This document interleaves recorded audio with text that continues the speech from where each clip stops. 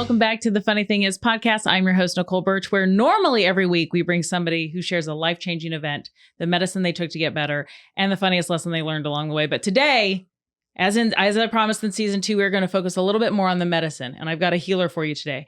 Not only is she a comedian, a writer, she's an entrepreneur, and she is teaching people all around the globe how to use improv and the benefits of it. My good friend and soul sister, Holly Mandel. Hello, Nicole Birch. How are you? I'm very good. I'm a healer, apparently. You're a healer. You're doing it. Know. You didn't say healer in the list. But yes. Yeah. So the first season was more focused on the life-changing events. Right. This season's more of the healing journey and the medicine. Love. And a lot of people have been asking about energy and stuff like that. So I thought about you. We should tell people how we met. Yes. So Groundlings. You were alumni. Yeah. Already when we met, right? I think so. Right? I think so. So there's a thing at the Groundlings where they do like a show on, that's the guest show? Yeah. Mm-hmm. And they bring an alumni and then they bring a new Sunday company member, which was me. Oh. And we got to perform together. Yes. And I was about to throw up. Yeah, we everywhere. were both in the same boat. I was so nervous. When you've been out of the ring for a while and you come back, so you and I were like, we got each other. It was really nice. Yeah, it was you took fun. great care of me on stage. Yay. So from that, I don't know how quickly we started hanging out. Good Girls.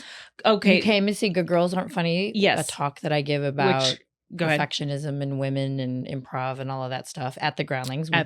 And I've seen it 6 times I think you have. You're a lifetime member. Yes. And then you did your show. Oh, then I did 7 Guys and then you helped direct that. Yes, because I saw your post about your sweet grandma. Oh, yeah. And I was like, I wonder if she needs a little help. And you were like, I did. Yeah. My grandma died like the week of opening night. Nice. It was rough. It was rough. Yeah. But yeah, so then that happened. And then pretty soon after that, did we do the Dr. George thing? Yes.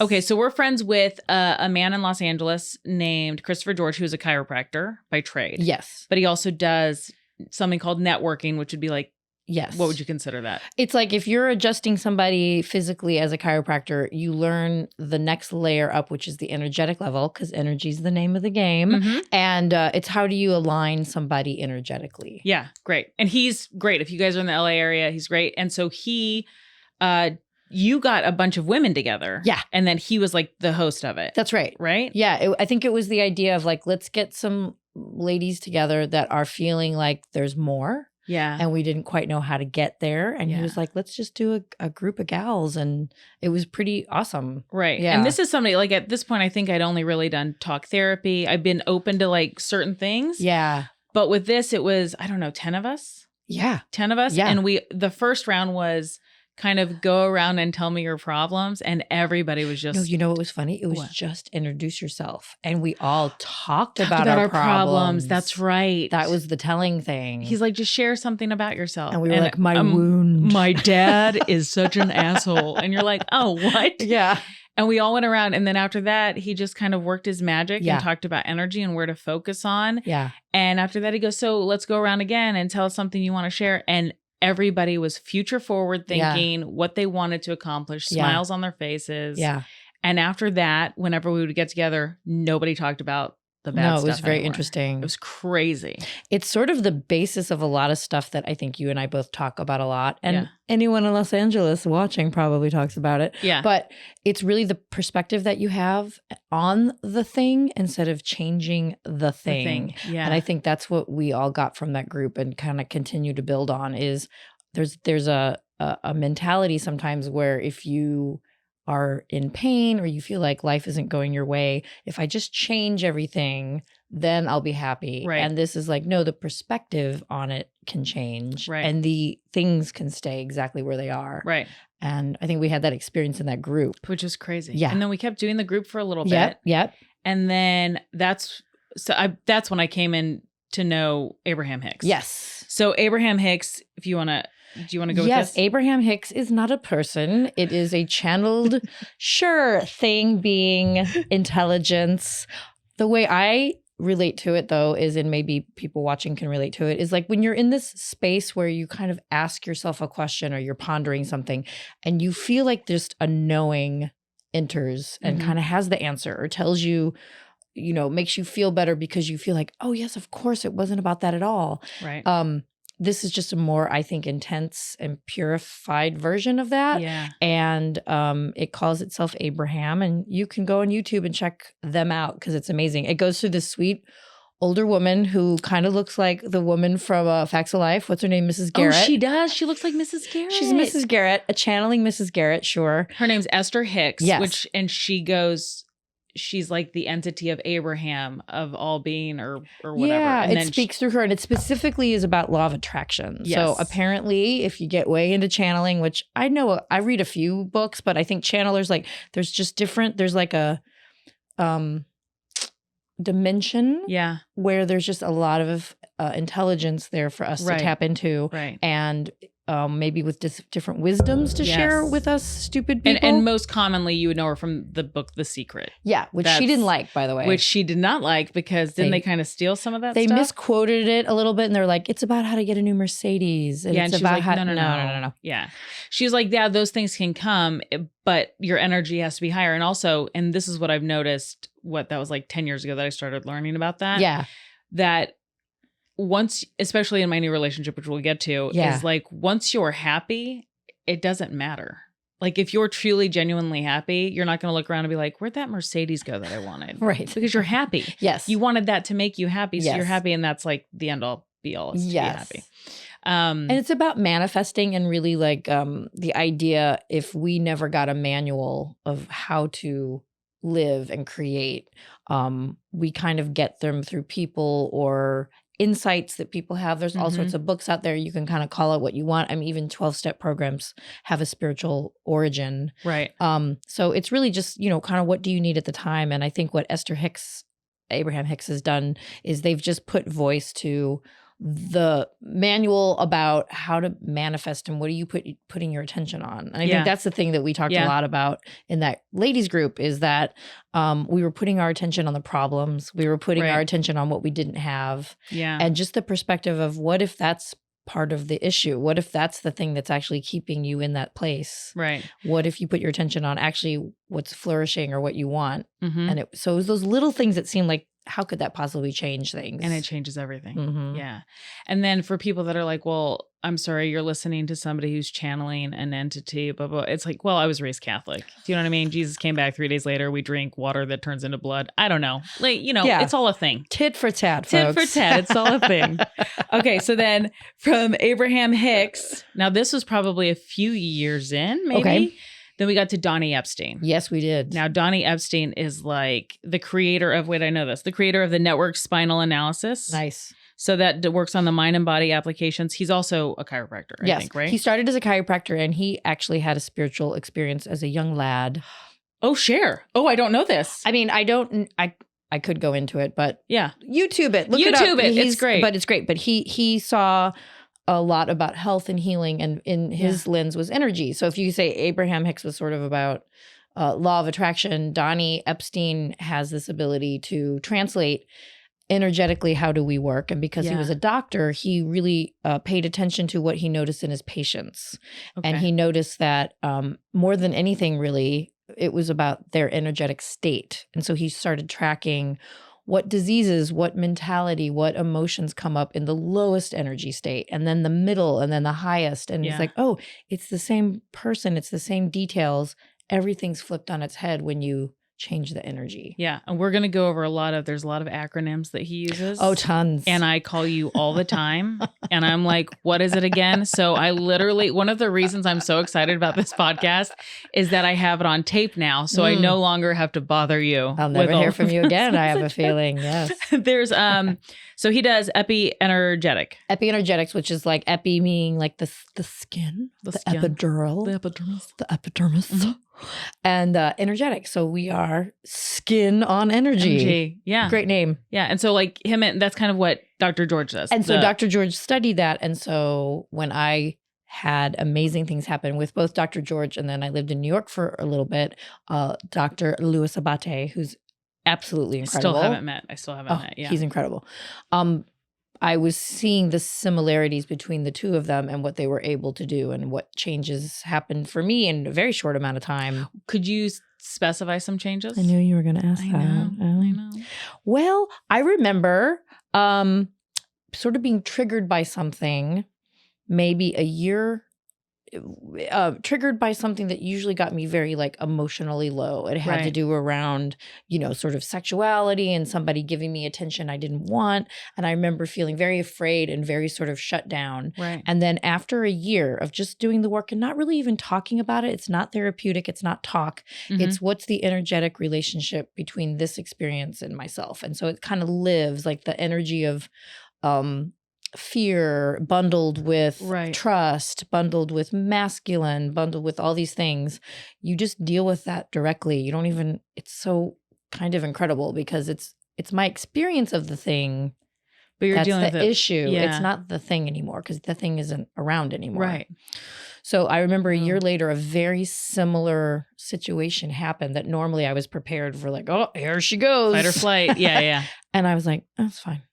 Yeah. And I literally felt like I hate that word literally. Yeah. I very much felt like I was 3 stories up of a spiral staircase looking down at this thing that was this big instead of all encompassing. Oh, wow. And I remember going, oh, I understand what this work is. The thing doesn't have to change. Yeah. Like we just talked about, we have a friend, Dan Zimmerman, who's kind of in this world. He's now in this world too.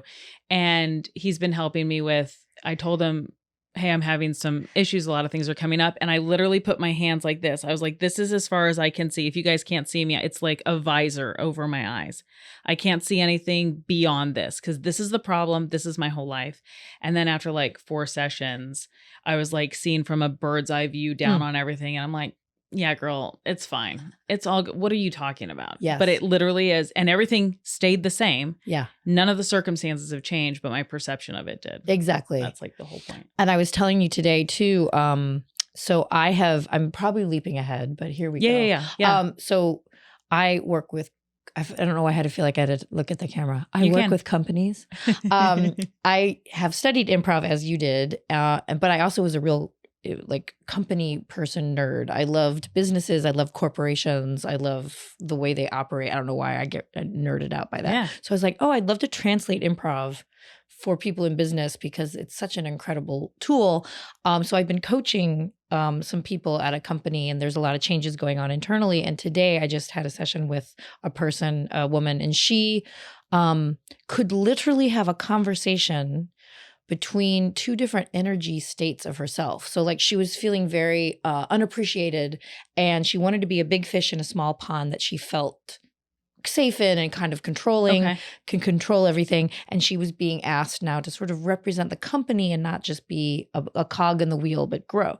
And so I was like, can you feel the energy of this? And then she could answer the questions that the smaller energy state of her had. Yeah. And that's why I was saying, like, we can tap into these energies. We actually know them. It's like even probably deep inside anyone watching this right now, like if you had to ask yourself, should I be doing this or is this the best thing for me? We have access to answers from different energy states. Right. Yeah. And if you even want to call it like your gut or your intuition or your whatever. Yeah. Exactly. Right. Because Exactly. I remember when we started doing vision boards and I did my first one and I wrote 20. I don't know why.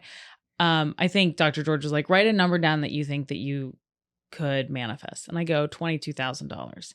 And then I booked a Jack in the Box commercial and the first check I got was $22,000. Yeah, you're crazy good at manifesting vision boards. So that's your thing. It's nuts. And I'll always forget it. And then you and Elle, who was also a part of that circle, are like, yeah, you can manifest chunks of change. Don't it's worry crazy. about it. You're crazy about it. Now, yes. like you just said, the difference in energy, right? I can manifest 20. Since then, I can manifest like $30,000-$40,000. But like I can't, you say $1 million and I start to go, oh, that's too much money. I can't, that's too much. Right. And so I can't get that. It's interesting. Yeah. And so then you would need to maybe find a higher energy source that maybe isn't even about the dollar amount, but like why is there a ceiling? Yeah. And you would using whatever tools. There's so many tools out there. That's why I think I love talking with you because we're so interested in the tools. Yeah. And there's not really one tool set that you need to use. And that's what like I want this podcast to be about because we're going to get into the tools. Ready. And the acronyms and all that stuff. Ready. I will say if you guys are still like, what are they talking about? I think it was on Netflix, Goop Lab, Gwyneth Paltrow's thing, Goop Lab did a bunch of episodes. And one of the episodes is called The Energy Experience. Julianne Hough was on it. If you're visually looking at it, It wasn't Donny Epstein, but I think it was his students. It was one of his students, and I don't know if Donny really likes that as an example, but it's okay. Great. It's in the same universe. Well, I was going to make fun of it. Fantastic, because I think that's appropriate. Okay, great. So picture a chiropractic table and somebody laying on it. I think at one point, Julianne Hough is on her stomach, and she starts like, he's just hovering his hands above her body, whoever the guy is. And she starts like flailing like a fish, and she's like, and making all these noises. And I was like, it's called entrainment, and I've been entrained before, and stuff moves and you kind of feel a release and you can breathe. And there's like, but I was like that. It just felt so, it was overboard. like, and the Oscar goes to. And the Oscar I was just like, what are they doing? So it just felt, it didn't feel, it was the first time I saw it and I was like, that doesn't look real. Yeah. I don't know why. Yeah. I've seen Donny do it before, and he can get people to do crazy things, and I buy all of it. Me too. But this one I just couldn't. Yeah. I don't know why. And I wonder too, I don't know if this is interesting to anyone, but I sometimes wonder too if like people take whatever tools they connect with and then they kind of go do their own thing. And you know, no matter who you see, unless you tap in directly yourself, you're always going to get like the alchemy of that person and the thing. Right. And so it's always a little tricky. I mean, I was in a spiritual teaching with a guru, and I know that I had like direct access to whatever you would call the divine universe, like source, right? Mm-hmm. I had direct access. And then I also had a teacher that it was coming through him, and he had, you know, he was just he's human. Upper East Side Jewish guy. Yeah, he has his own shit. He had his own shit, and you could feel when the shit was coming through. Yeah. And so I think one of the things that you have to discern when you're in a, you know, new age, I feel like that word's not even applicable anymore. I don't really hear it anymore. It's like the now age. It's not even new. It's like, it's modern now. Yeah. I can understand why people make fun of it, because you're mixing in so many things that could be it. So you do have to try to find the thing, what resonates with you. Right. And one of the things I loved about Dr. George was the first thing he said is he's like, I'm going to tell you guys a bunch of things. Take with you what helps you. Everything else, put it in the garbage. Yeah. If it doesn't resonate with you, it's not for you. That's right. And I was like, oh, there's no pressure to be like, there's this doctrine we have to follow. Yeah. So I really loved that. Yes. And then on our way here, you were saying that you kind of have a go-to checklist. Yeah. I feel like if I was making a cake of energetic, interesting things, you know, the ingredients would be for sure Donny Epstein. I think he had the most impact on me. During the pandemic, I sat on my couch and learned about energy, and it was a pretty awesome way to spend the pandemic. Yeah. All things considered. But I love Ken Wilber's work. He's a philosopher he came up with the integral philosophy. He talks about human development. That's the spiral dynamic stuff. Oh, God, yes. He and Don Beck came up with this stuff, but Ken Wilber adds a dimension to it. So I think about his work a lot. I have my spiritual teacher, which was crazy and cool, all mixed into one. But I learned about Eastern philosophies and met tons of gurus in India and just had, you know, meditated for 4 days in a row without sleeping and had cool shit happen. And so I feel like all of us are sort of on this hunt of like, what are the things that work for me? I did some 12-step for a little bit, Al-Anon. Right.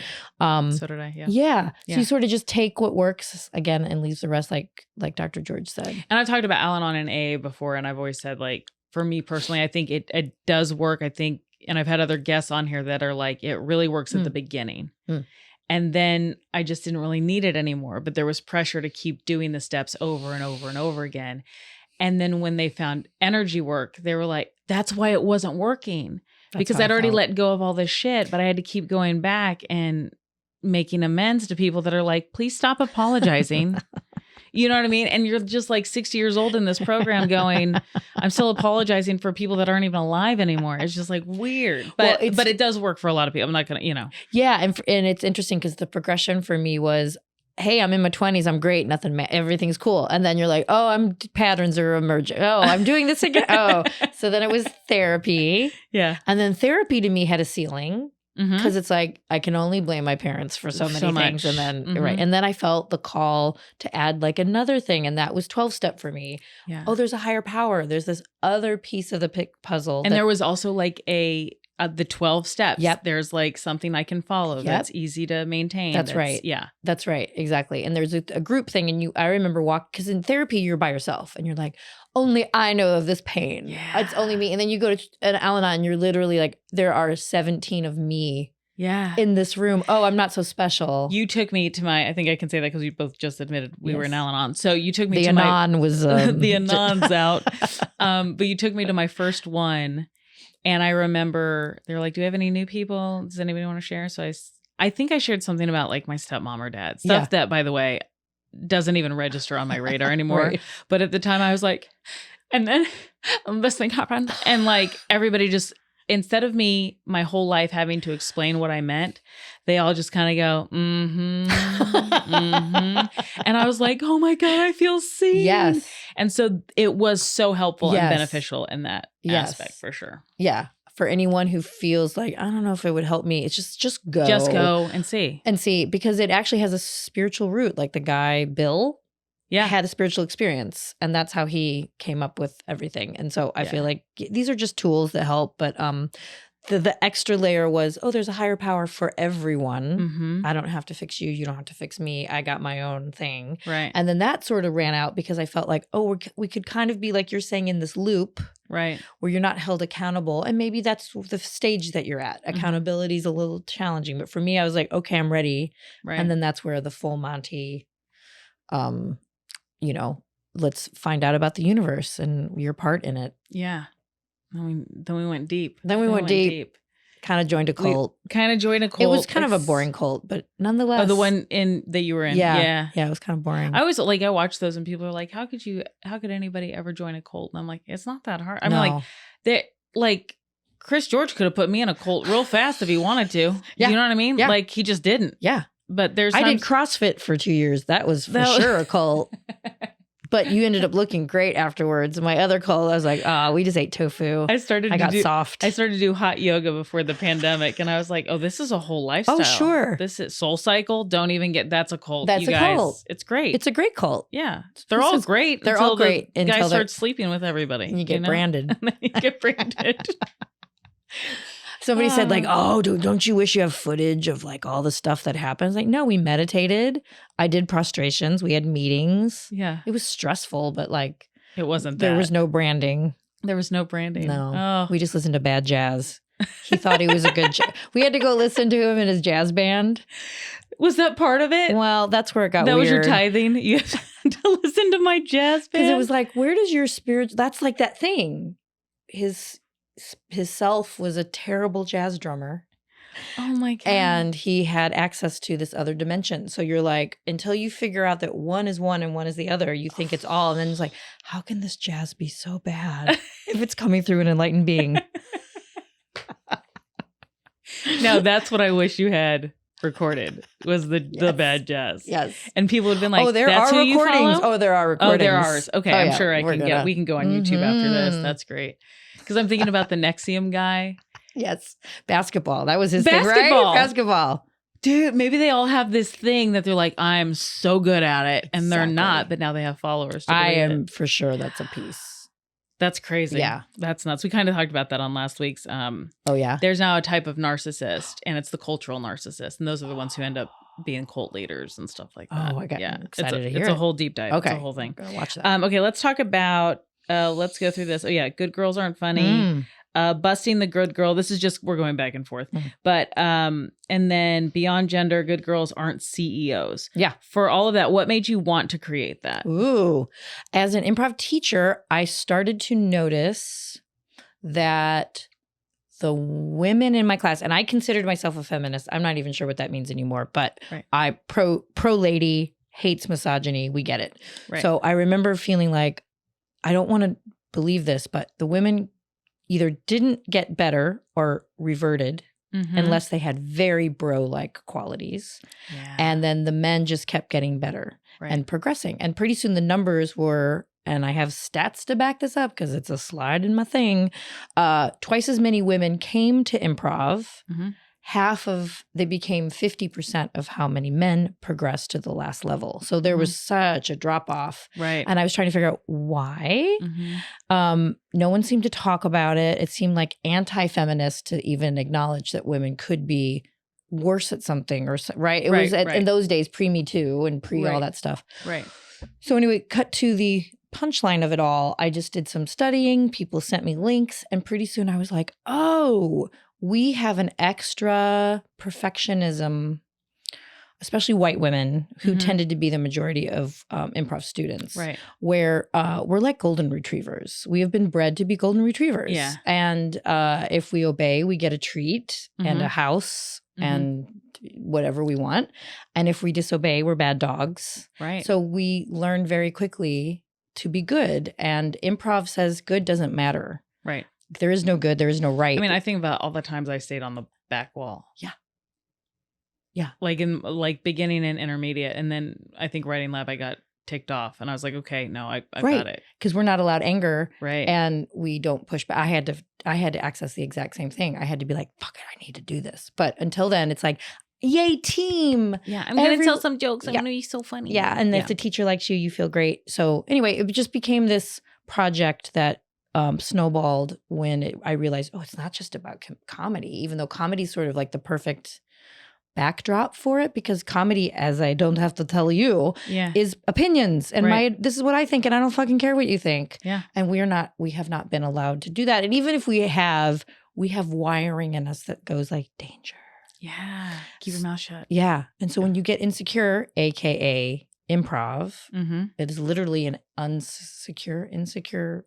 You can't be secure by doing it. Right. You have to let it go all out. Yeah. Yeah. I don't know what to do next. We have wiring that says, I'll tell you what to do. Be good. Be perfect. But you can't. Yeah. But I love all, is it on your main website? It's on hollymandel.com. Yeah. Go look at that because all the photos and stuff of like all the people that aren't good girls. Oh, yeah. Are all like the fun. It's really fun. Yeah. It's like Carol Burnett wasn't a good girl. No. It's like all these badass women. It's really funny because in the talk, I put all these pictures up of like these perfect women and everyone's like, oh yeah. And you're probably going like, she's so pretty. And then you see a bunch of pictures of like Kate McKinnon and Kristen Wiig. And that light you up and you're like, yes, but they're not good girls. No. Yes. I just wanted to shout that out. Hey, thanks. Okay. So energy, let's talk internal versus external. Oh, so what you're talking about is Donny Epstein's work, and as his observing of people throughout the years and sort of tracking energy, he found some really primary distinctions that I feel like flip people immediately into understanding how they use energy. Because really the point is, oh, I'm in this situation, oh, I'm being activated, or I want to make sure I'm coming from my highest energy. I can always tell when I'm in my low energy. Right. How do I regulate my energy so you're not dependent on other people and you don't wake up and go, oh, I hope I'm in a good mood today. Right. So one of the primary... and it's not the same as introvert, extrovert. Right. It's not the same. Yeah. Okay. So internal and external are not introvert, extrovert. Internal and external are sort of a primary way you find energy. So for me, and I think you, we're external, which means energy is out. We love thinking of the future. We love thinking about how what we do affects others. Yes. We don't like talking about ourselves. And when somebody goes like, so what are you doing? And I go, I can't talk. But if I talk about the things that I'm doing, happy. The past can be very painful. I always see the negativity of the past. I don't see all the good. Now it's different. Right. But most of the time, the past is pain. Internals are our exact opposite. My dad's an internal. So I feel like I know like 3 in my whole life. Everybody else is an external too. Exactly. I think my mom's probably an internal, maybe. And what happens sometimes is people live as an internal, but they're supposed to be external. So then that's another layer of it. That's a whole thing. Oh, it's a whole I will thing. say, I'm just going to read this real quick. So you touched on most of this, but people, I mean, you nailed externals completely. But I always had trouble understanding internals because they tend to enjoy focusing on the past. They don't like to project too much into the future. They appreciate an incremental step-by-step process and don't favor big leaps in thinking, which I'm like, even reading that, I get like, I can't breathe because I'm an external. And I'm like, step by step, like take the leap. Yes. And it really helps when you're if you understand this primary thing, and again, if you look these terms up or go on Donny Epstein's website, you'll get clear. He puts a lot of stuff on Facebook too, which is great free content. But like I understood that my dad loves next steps. And if you say, what about next year? Panic. Whereas when he's like, so what's next for you? I'm like, I'm leaving. Yeah. I'm leaving. I can't talk. I shut down completely. But now I can talk to him in his language. Yeah. And translate his language for me. And the reason this is important, I will say, Chris George did this too. I was getting ready to film my first comedy special. And I don't know if I texted him between, because we did 2 filmings, or if it was right before. And I was like, I'm nervous. I never get this nervous. Like, and I know that there's cameras. I knew that I would have a modicum of like a little bit of nervousness, like if you're doing Sunday Company or something for the first time. Yeah. Like I knew it would be, but this one was a little overwhelming. And he goes, well, what are you thinking right now? And I'm like, well, that I have to do this, and I have to make this joke, and I have to hit this punch, and I have to do it. He goes, well, first of all, just as a friend, you don't need to know the script because none of us know it. So we're not going to know if you get it wrong. And he goes, but also stop making it about you and make it about the audience. You're an external. So you need to do it for them. Imagine somebody's having a really bad day and you make it about them today, and your job is to cheer them up. And when he said that, I stopped being nervous. Wow. Immediately. Wow. I was like, oh, I've been making it so close to the best. And it felt painful that once I was like, oh, I just want to go out and make people laugh and have a good time. Yes. Then all the pressure, which just sounds so weird because I'm trying to make people laugh, but then all the pressure just wasn't about me. Well, I anymore. think that the thing about all of this stuff too is it's where you start. So if you start with, I can't make a mistake, I have to do it right, you're starting at your lowest energy source. It's not that you can't get there, but you're just like really making it hard on yourself. If you start with where you get your energy, and that's really all a lot of this work is like, how do you find the recipe that works for you? I think it's just what combo of things keeps you floating high, feeling good, able to be of service, able to show up for people. You know, I think that's really what people tend to find out as they are on the spiritual path, whatever you would call the spiritual path. The goal is really to get out of your own way so you can be available, because when you're not, you're unintentionally sucking from the system. Yeah. So if you are external, the point would be really just to start in the future, start where you get your juice. How's it going to affect others? Where am I going to be in 10 years? I don't even have to know how to get there.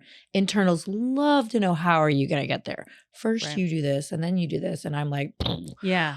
But again, that's like that when I said I got to do the bird's eye view. Exactly. Once I get that energy, then I'm like, oh, I know how this is going to pan out, and I know what's going to happen later on. And I know, And I've known you for a really long time, and I can tell when one of us is like, I don't know how that's going to happen. I don't know how we're going to get there. We just say, it's not your problem. It's not your business. And they're like, oh, good. Oh, good. Oh, good. It's not up to me. Oh, thank fine. goodness. Thank you. Thank you. The internal is also, theirs is a self-referencing perspective. The world is framed through their own experience. An internal is very happy in the body. Yeah. In going within. Meditation comes more easily. And that was if anybody hates meditation, you're probably an external. The Buddha, I think, was internal. A lot of spiritual teachers are internal. Okay. Because they think their stuff is the shit. Yeah. They have to be all about themselves. Whereas externals are like, who am I? I'm terrible. Right. But you all are great. And the thing. So if you have a spiritual teacher, a lot of times you're like, I'm the shit. Well, you're internal. Going inside feels great. Yeah. Well, I don't want to. I don't want to. So meditation for, I think, externals is a trick. That clears a lot of stuff up for me, because I do not. Nope. Now, journaling feels good. Yeah. I don't know why that would. And that could be behavior. I'm getting out behavior. Yeah. And you're not going inside, because it's not going to happen inside. Right. It's all very... Yes. We're breaking it down. We're breaking myths. We're breaking it down. And then it says internals tend to have difficulty expanding outward, so they might choose to modulate their visualizations during GFCs. Should have looked that up before I said that word. Instead of expanding infinitely outward, go infinitely within. As you rise in frequency vibration, the extremes will drop away. You'll likely experience a narrowing of your place on the spectrum coming to the 0 point between the internal and the external. Yes, I'd forgotten that. That's really cool. And then Which it I doesn't didn't matter. know about that until I just read that. Because you both meet, so then it doesn't Yeah. matter. That's cool. Right. I thought that was pretty. That's really Pretty cool. dope. Nice. Okay, next. Look at all your highlighting. I know. You're so I prepared. know. I think I want to go to masculine versus feminine. Sure. This is one we wanted to talk about. Sure. So masculine versus feminine, it's not gender, it's not sex related. Yeah. It's like just energy based. Yeah. So masculine is more the doing, protecting, the. Yeah. So this is one of the reasons why I wanted to study actually with Donny Epstein, because I felt like he was the closest thing to what I felt was a non-gendered, although he still sometimes crosses that line. What are you going to do? Yeah. But they're energies, and they're sort of like inherent in everything, and everyone has both energies, but we've connected them to gender. So it gets very hard to talk about masculine and not think of a dude. Right. And it's very hard to talk about feminine without thinking of woman. I wish there were better words. Yeah. I literally, even the words I use, I use thinking of myself when I'm in my masculine. It's protective. It's go. Yes. It's providing. It's hustle. So if you think of what's the thing? The caduceus? Nope. Oop, I don't know. Yep. Fix that in post. Yep. The thing for this medicals with the snake around the staff. Oh, yeah. That thing. The staff is the masculine. It's also called eros, and it's quest oriented. It's like, I'm going to get this thing done. It's sturdy. It's like me done. And so you can tell like, I'm going to see this through. You can rely on me. Steady. Yeah. Quest, get it done. The other thing is the feminine, which is like, well, let's see. Maybe it needs to go this way. It's flowy. It's adaptive. It's responsive. It wants to include everyone. One of the examples I heard is when you want to build a bridge, the masculine part, the eros, says, great, let's get it done. And we do this. And next we do this and we get it handled. And the feminine or the relational goes, well, what's the experience of walking across the bridge? Right. Does it have a nice view? Is there enough room for people? So there's something about the care, and you need both. And you need both. And so this is what I love though, is that there's immature masculine and mature masculine, and immature feminine and a mature feminine. I think I get what immature masculine. What would immature? Yeah, feminine? we've dated them. Yes, I know. That's all I was attracted to. Oh, we laugh. Oh, Los Angeles and your dating pool and your man boys. I love it. What would be the immature feminine? So immature masculine and immature feminine are in this very unhealthy, unwholesome dynamic, and it's about manipulation. It's I was also an immature feminine. Oh, got same. it. Got it. That's how you attract them. That's how we attract them. Yeah. Got it. Okay. And so it's manipulation, it's mistrust, and it's sort of the extreme cartoon versions of each. And there's not actually inherent respect for the other. That so tracks. You are very much associated with one, and you kind of don't even maybe respect the other, and that becomes the manipulation. But then the mature version of both inherently respects the other, and so when you're around somebody that is a mature masculine, as a feminine, I mean, game over. Game over. Done. It's like you feel taken care of, you feel seen, respected, heard. Right. And then the masculine has the same. I'm not being manipulated. I'm not being, whatever the complaints of a mature masculine might be. Right. Yeah, no, I think, and I've said this, like, and you helped me with this. When I had Everly and I was a single mom, I was like running in my masculine nonstop. There was no femininity except like some like maternal things that we would be doing. There would be feminine stuff, but even unless it was breastfeeding, I was in my masculine. Do you know what I mean? Yes. That'd be so weird if I was breastfeeding in my masculine, like, got the baby. Nice job, kid. You're doing great. Jesus. Latch.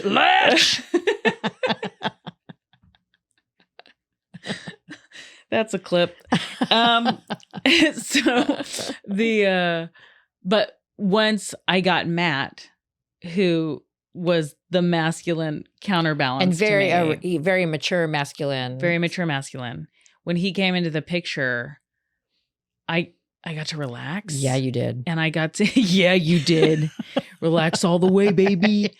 I saw you blossom. I just saw your feminine come back. Because you were like, because I kept trying to write and I kept trying to do. And I was like, I can't do it. And you're like, you're in your masculine.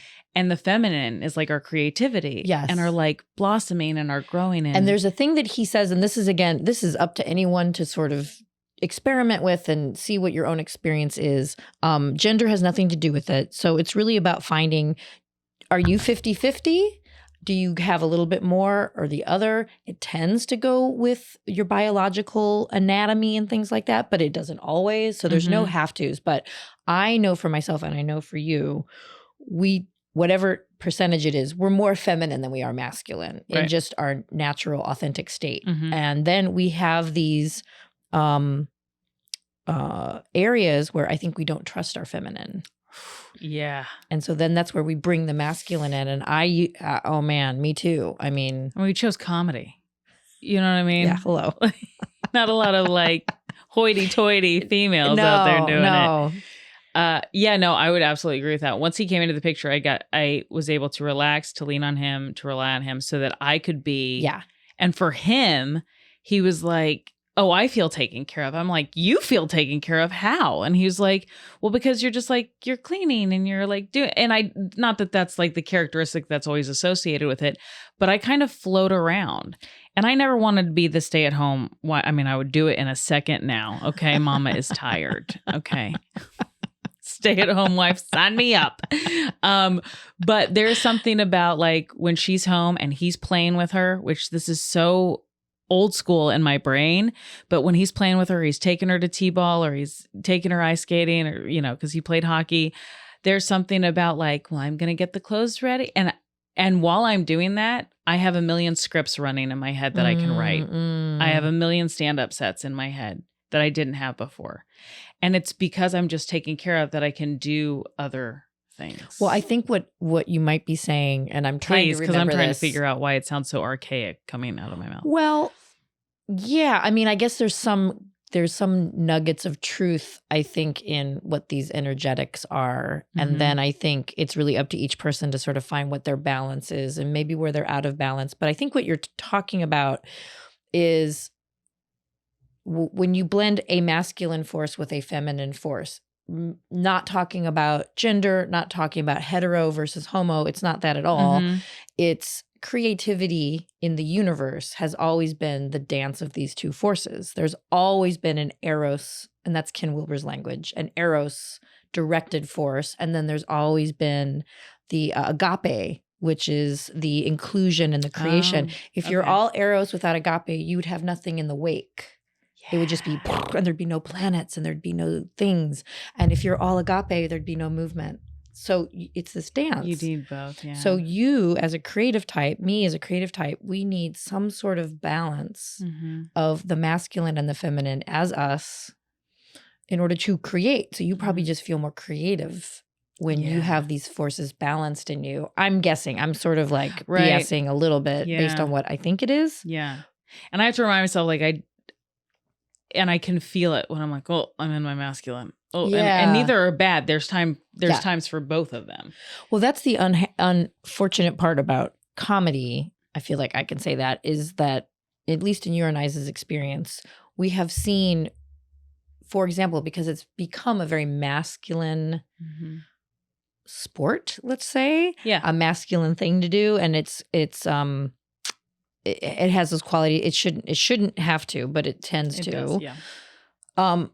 The females and those identifying as female that seem to get through the system have had to adapt very masculine traits, which is what I saw at the Groundlings when I was teaching. It's like, oh, this type of female is moving high in the ranks, and it didn't seem always authentic to who she was. She just learned how to kind of her way through.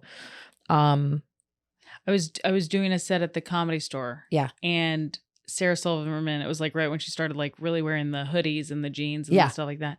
And I was like, that's so funny. I saw her older stuff and she was in like colorful tops and stuff. And I said this in the back room.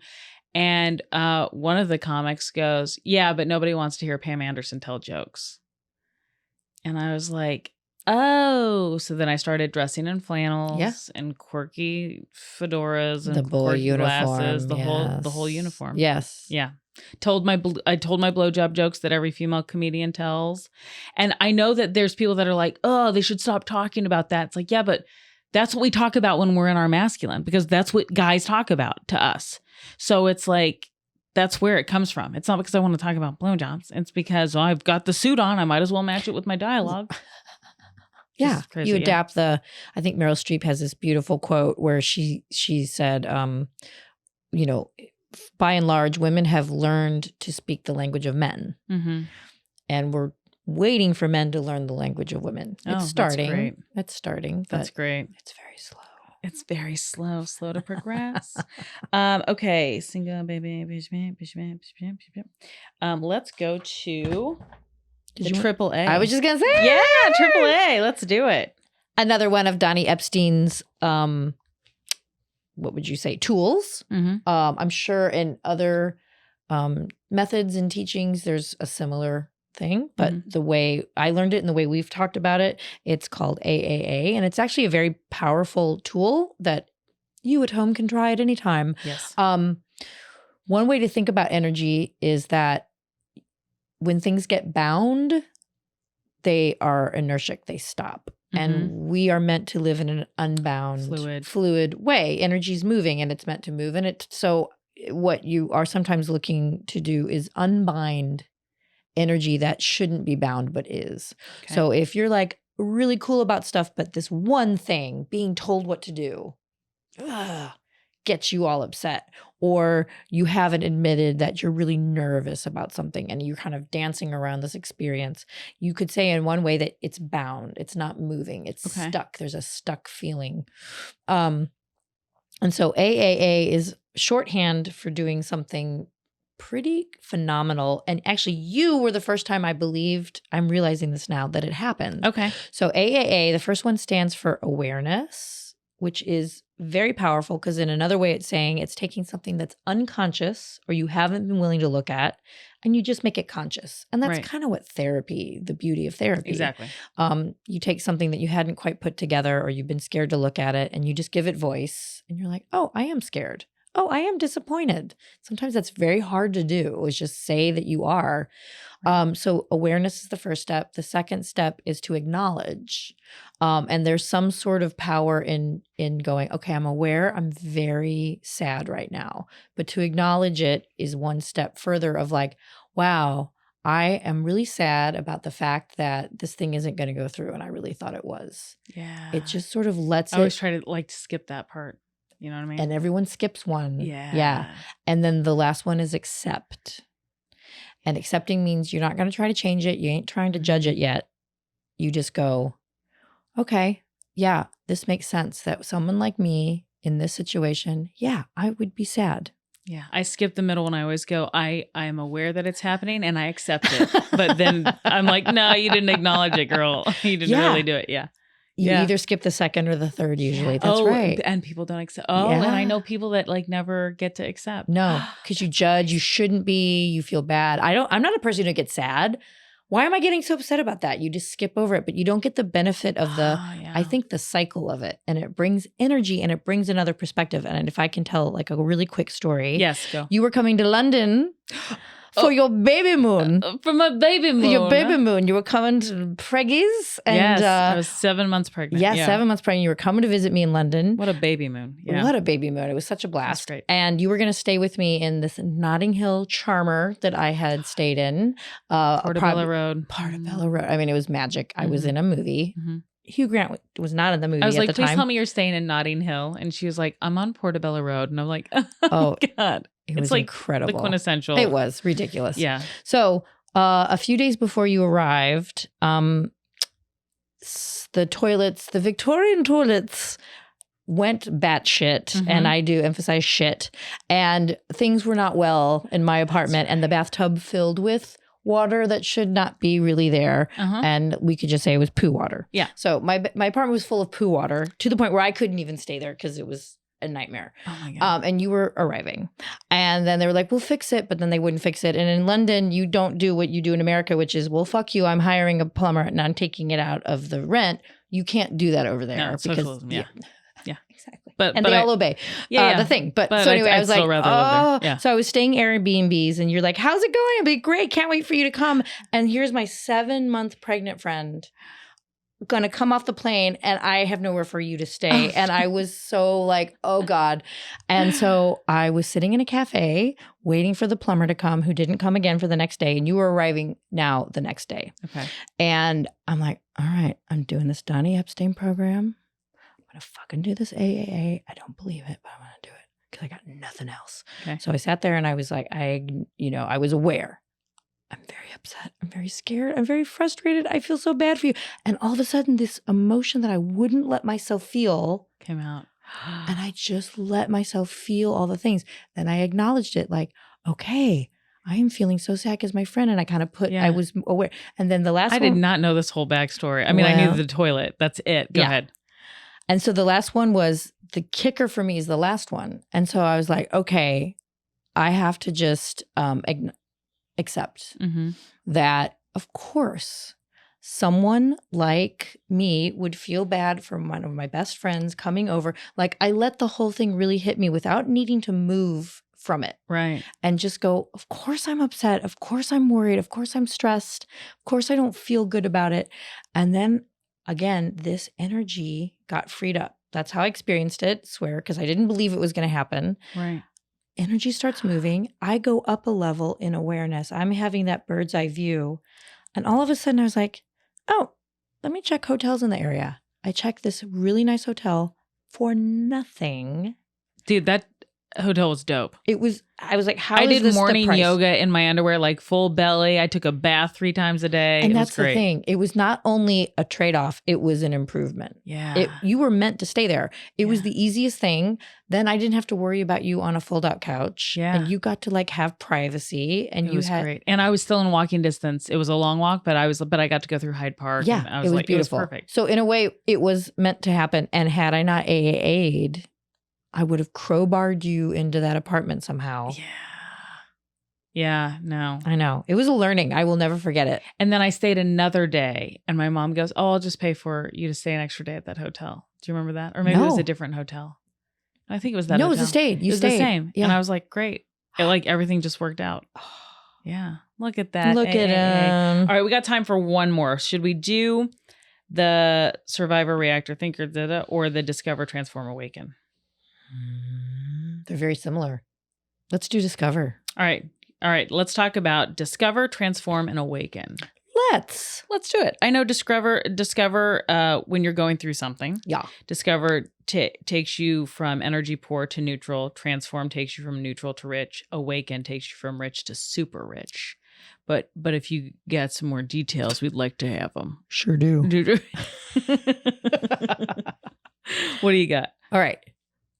It's the first thing that Dr. George told me about what this was. And as soon as he described this process or way of seeing life, I was like, I'm in, because it made complete sense out of myself and people I observed. So we go through these cycles. We're not always the same all the time. And actually life is meant to activate things so that we do things and we change. And it's a process of always kind of going through this little cycle. So none of it's bad, even though when you first hear it, you go, oh, I never want to be there. I want to be here. But once you realize the whole process is perfect, right, and you're meant to go on it, oh, there's a little pooch, to generate the energy you need to keep evolving and growing. So Discover is when things are shitty, chaos is everywhere, horrible things are going on, like 2024. Yeah.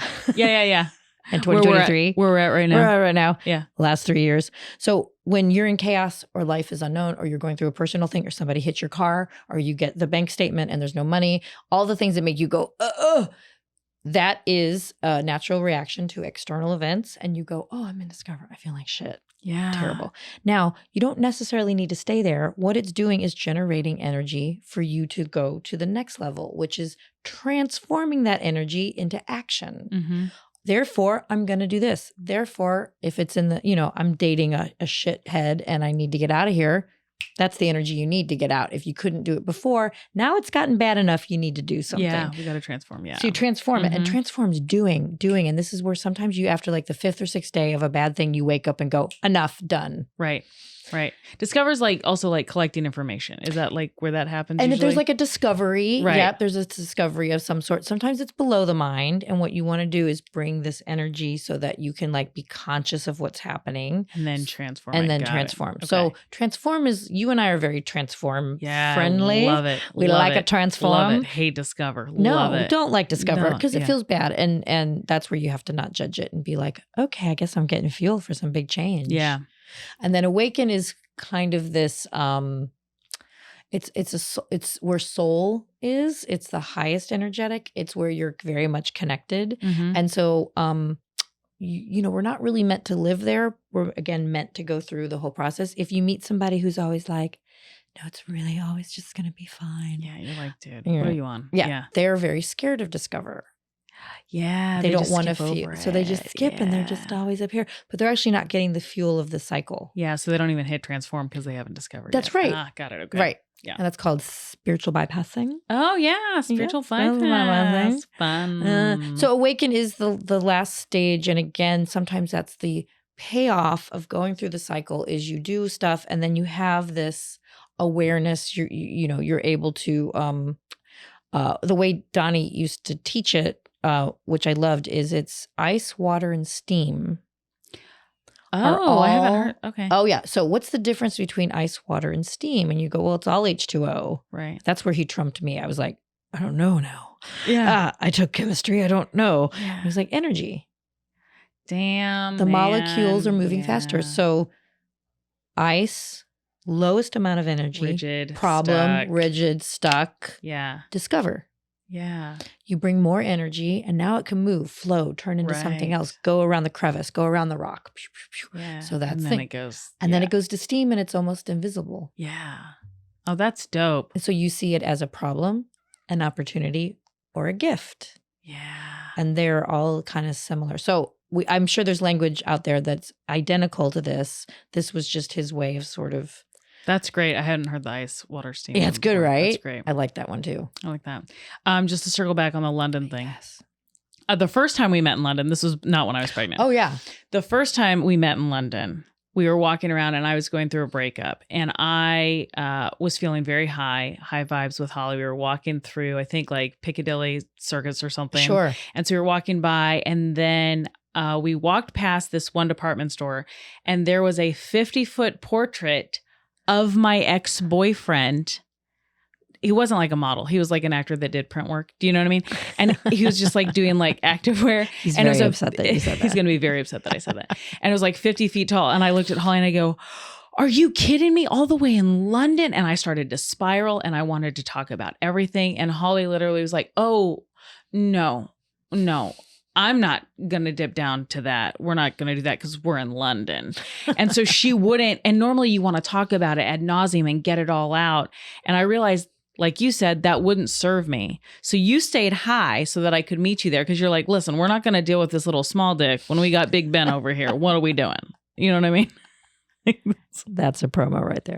That's the promo for the whole episode. No, it's true, and I think it really goes up against sometimes what people think of being compassionate or being spiritual. And of course, there are times you need to meet somebody where they are, but there are times where I think I have learned that there's that saying, you don't help people that are starving by starving yourself. You can't help poor people by being poor. Right. And so there's something about protecting your own energy, which I think for some people can feel very selfish. Right. But it's been maybe one of the biggest changes I've noticed that I've done as a person who was once Al-Anon, which is like, I will do anything to make you feel better. We're wired to do that. Right. But when, I kind of remember that moment. I just remember in general, I was like, oh, you're spiraling. You want me to join you. Yeah. And part of me wants to join you to like be like, it's okay, I see what you're seeing. But another part of me is like, that's never going to help you. Yeah. And it wouldn't have. It would have ruined London. It would have ruined London. But it also pulled me up. And then we had a great time. It took like 2 hours, 3 hours. Yeah. Because he was on a 50-foot tall, what? And I'm like looking back on that like, oh, but we still had a great time in London. Yeah. I do want to end with this. Yes. So I have 3 phrases that are my top 3 phrases Ooh. that I think will help you through anything. Ooh. And Holly Mandel was the one who told me the last one. Are you ready? I am. So before we get to yours, I have the first one, and it can be said in 2 different ways. One, never take directions from somebody who's never been there. You can also say never ask advice from someone you wouldn't trade places with. That's a big one for me. That's a big one for me. 2, if you want a wound to heal, you need to stop touching it. So that kind of has to do with that. And then lastly, this is what Holly said to me. She said, go where it's warm. Because whenever I was like confused and didn't know where to go or what to do, you're like, well, what feels good right now? And you're like, just go where it's warm. And I would just make small steps that turned into medium steps that turned into big steps. And it was like, oh, just go where it's warm. And it was like the simplest thing. I love that. And it kind of dovetails perfectly with what I think you and I love to talk about, and what we talked about a lot today is protecting your own energy is not selfish. As a matter of fact, it's your greatest commodity. It's all you have. And you're helping other people with it. And then you can help other people with it. Yeah. 100%. And so going where it's warm is not avoiding something. It's saying, I want to show up as the person who can actually make the most impact on this situation. And so I don't know. I think it's great. I love all 3. I love it. I love it. How can people find you? You want to plug corporate stuff? Just strolling down the street. Just find me in West Hollywood or New York. Everything's on hollymandel.com. Great. That's why I built it. It's a hub. It's my hub. It's a great website. Now she's going to build mine. Yes, hopefully. I love a Squarespace. Thank you so much for doing this. This was Nicole, fun. This was great. I love this. We have 5 more to do to wrap up stuff. I know. Thank you guys again. Thank you for watching The Funny Thing Is podcast. You can find us on all socials at The Funny Thing Podcast, NicoleComedy.com, or wherever you get your podcasts. We'll talk to you soon. Bye. Bye.